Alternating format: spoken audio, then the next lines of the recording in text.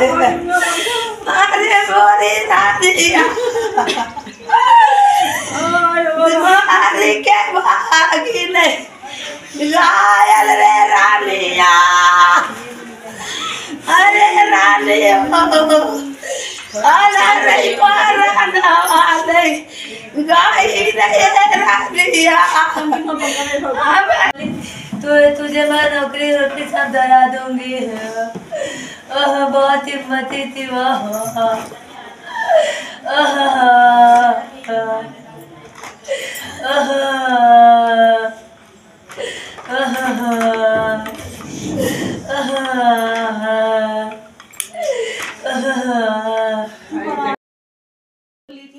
कि इनका जो चैन अंगूठी जो सामान मिला है उनकी छोटी लड़की को दे देंगे समझा के।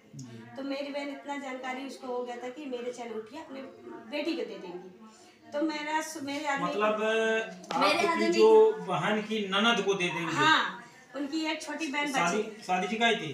शादी ठिकाने गई ठीक लड़के खोज रहे थे। अच्छा। तो बोले कि इसका सामान उठा के नया नया है सब उसको दे देंगे। तो मेरी बहन बोली नहीं। तब यहाँ फोन की तो मैं बोली कि ऐसे कैसे हो सकता है, तेरी खुशी खाते सब हम लोग दिए, अब उसका तुम्हारा बेटी है, तुम दो अपनी खुशी खाती उसके लिए, मेरे बहन को क्यों दे रहे हो, एक गलत काम है। तो फिर फोन किया कि जो है तो अपना रख तू, तो कभी भी खुश होंगे तो दे देगा, अभी तो तेरे पास है चाहे उनके पास है, बात तो एक ही। तो बोली नहीं द्वार पे बैठ गए चैन लेके। मेरा भाई गया अंदर, बोला कि भाई तो इसका तो भाई अपने बहन का देख के तुम्हारी बहन मेरे को चैन नहीं दी। तो बोले कि चैन मेरी बहन रखी है तो जीजा को देगी ना, अब इतना क्यों परेशान हो रही है। तो बोले कि मैं तो छोटा उसका भाई, मैं क्या समझता हूँ, अब मेरी दीदी रखी वो समझे और जीजा समझे, वो दोनों में रखे। तो बोले ठीक है। तो ये बोली मैं मम्मी मैं दीदी नहीं दूँगी। मैं बोली ठीक है भाई काहे देगी, अभी देख जब सुन ली है कि वो दूसरे दे देगी तो काहे नहीं। और जितना उसको मुँह दिखाई का सामान मिला था सब बूढ़ा वापस ले ली उससे। बोली मेरे को मुँह दिखाई वाला सामान दे दे, मेरे को वापस करना सब। तो मेरी बहन जो मुँह दिखाई चीज पाई थी बूढ़ा का दे दी। बोली तुम रख लो, जब तुमको नहीं पास देना है तो तुम ही रखो, लेकिन अपना चीज तो मैं रखूंगा ना, अपना चीज क्यों दूँ, तुम अपना मांग रही हो तो मैं भी अपना चीज रखूंगा, मेरा भी माई बाप दिया है। तो बोली कि मैं इतना गहना बना, तो बोली गहना तुम्हारा बना तो मेरा सामान भी इतना मिला, गहना से ज्यादा मेरा सामान मिला है, तुम सामान तुम्हारे घर में है ना, मैं सामान तो नहीं ले जा रही ना, खाली अपना गहना ही तो ले जा रही हूँ। फिर वहाँ से आई तो कुछ दिन में बातें नहीं, गुस्से में कि तुम्हारी लड़की ऐसी है वैसी है। तो मैं बोली मेरी बहन सही है, तुम गलत हो, घर के इंसान सही रहना चाहिए, वही गलत है तो घर कैसे चलेगा। मतलब आपकी बहन की सास आप लेके यहाँ फोन करके बोली? नहीं, इधर मम्मी से मेरे बोल रही थी। कौन बोल रहा था? उनकी सास। जी क्या बोली? कि तुम अपनी बेटी को क्या सिखाए। तो मैं बोली क्या सिखाई, मेरे चैन अंगूठी वही रखनी तो क्या सिखाई, गलत सिखाई, वही तो लिया ना, फिर तो तुम्हारा ही होगा ना, मेरा तो मैं तो दे दिया, तुम्हारे बेटे ही को दिया था ना, जब वो फेंक दिया तो रख लिए, तो उसमें क्या नाराजगी, या तुम्हारा ही है, ये भी तो तुम्हारे घरे जाएगी, मेरे पास तो रहेगी नहीं। तो वो बोला कि ठीक है। तब कुछ दिन के बाद बात करने लगी थी। पताड़ी पहले से करते थे?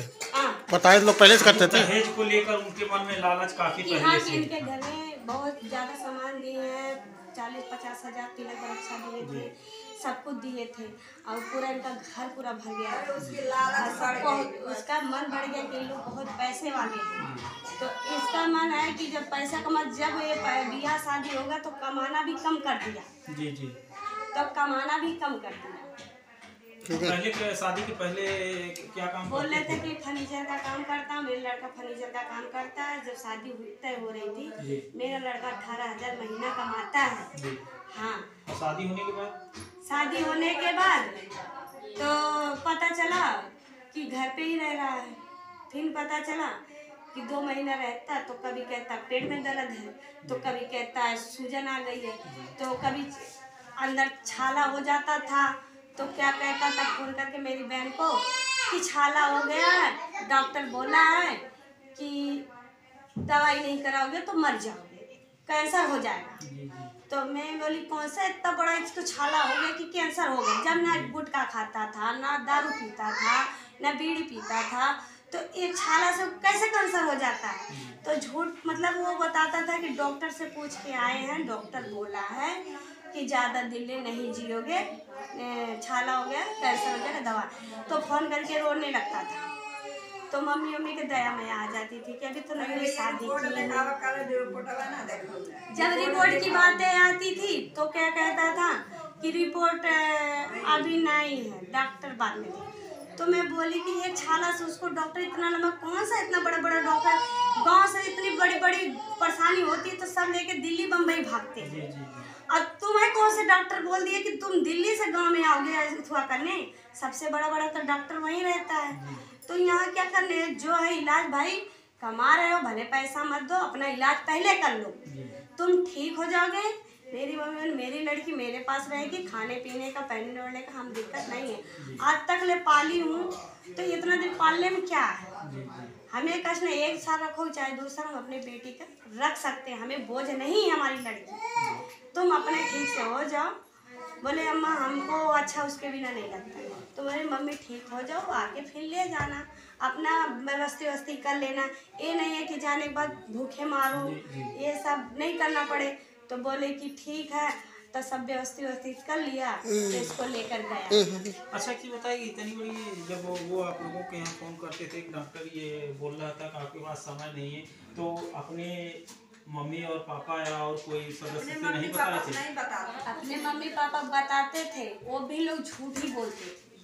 यानी का सबकी मिली भगत थी। अब इतना तो नहीं जानते, यहाँ से बोलता था कि मैं मम्मी पापा से रिश्ता खत्म कर दिया हूँ। हमारे बहन से बोलता था कि मैं मम्मी पापा से रिश्ता खत्म कर दिया। आखिर क्यों? तो इसलिए कि मम्मी पापा को 10 रुपया मांगता हूँ तो कोई देता नहीं, ऐसा बोलता था। क्या और छुपे छुपे बात करता था। कभी कभी मेरी बहन जान जाती थी तो उनकी छोटी देवरानी बताती थी कि तुम्हारे क्या बोलते हैं, बताती थी कि ये फ़ोन करती थी देवरानी, छुपे छुपे फ़ोन करती थी। उनकी साथ देवरानी भी फ़ोन बंद कर दी थी कि इसके पास फ़ोन ना करे, बहन के पास, कि इसको खबर ना पूरा वहाँ पहुँचाए। तो वो बोले कि ठीक है, वो छुपे छुपे फ़ोन कर देती थी, किसी से मोबाइल मांगती, उसकी मोबाइल छोड़ देती थी। उसके आदमी से खैर नहीं बात करने देती देवरानी को, उसको भी आदमी से बात नहीं करने देती थी गुड़िया। और जब बात करने देती थी तो वहाँ पर खड़ी होती थी, तो बोली बात कर ले, 10-5 मिनट बात कर ले, वहाँ पर खड़ी रहती थी।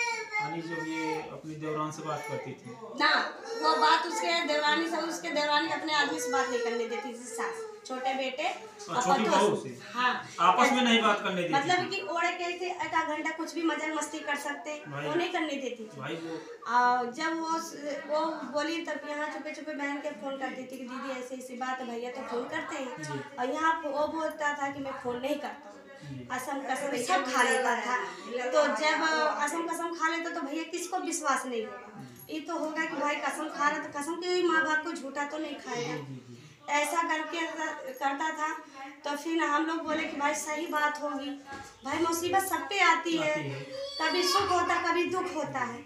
अच्छा एक चीज़ बताइए कि आपकी जो बहन की देवरान मतलब आपके जो बहन के देवर की शादी हुई, तो उन लोगों के प्रति जो दहेज की ऐसी कोई भावना? वो तो भाग के शादी कर लिया था, यानी भाग के लव मैरिज किए थे। वो लव मैरिज कर लिया था, उसको कुछ नहीं किया, लव मैरिज कर लिया। और सास के प्रति या आपकी दीदी के प्रति जो देवरान के प्रति जो सास का व्यवहार वो कैसा था? बहुत सही थी, बहुत सही थी। अभी तो रात के गया था, बाटला साटला सब लेके उसको दे के तू बनाना खाना अच्छा से रहना, मम्मी कुछ भी बोले बोलना नहीं, ऐसा बोल के गया था। मतलब इसके आदमी सब कुछ करके गया था बोल के कि सब भरा के राशन सासन सब गया कि हम जा रहे हैं, जून तक आएंगे, तब तक ले रहो, इसके बाद हम तुमको बनारस लेके चले जाएंगे। फिर क्या हुआ?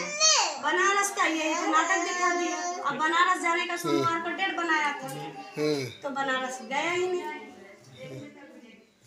यहाँ मार डाला। यहाँ मार डाले। अब मार डाला तो बनारस कहाँ जाएगा? सोमवार को तो बोल रहा था बनारस जाना। जी हाँ दोस्तों, देखिए काफी संदिग्ध परिस्थिति में पति ने पत्नी की जान ससुराल में आकर ही देखिए कितने होशो हवास के साथ हत्या की गई है कि यहाँ देखिए घर के परिजन आरोप पे आरोप, आरोप पर आरोप, लगा रहे हैं। और सबसे बड़ी सोचने की बात क्या है कि वह बच्ची का क्या होगा कि आज जिस बच्ची के सर से माँ का साया हट गया, आज वह बच्ची यतीम हो गई।